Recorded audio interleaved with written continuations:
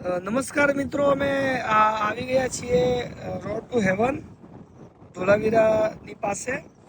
અને અહીંયાનો જોવાનો અદ્ભુત નજારો આ જ છે કે તમે જોઈ શકો છો કે પાણી અને આકાશ બંનેનો કલર એક થઈ જાય છે.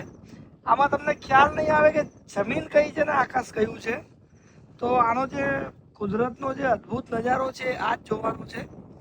અને આ સાઈડ પાણી છે એટલે આકાશનું રિફ્લેક્શન પાણીની અંદર પડે છે, એટલે ખબર નથી પડતી કે પાણી અને આકાશ કઈ જગ્યાએ એક થાય છે. જ્યારે આ સાઈડ તમે જોશો તો અહીંયા એટલું પાણી નથી, એટલે અહીંયા તમને કદાચ ખ્યાલ આવશે કે જમીન ક્યાં છે ને આકાશ ક્યાં છે.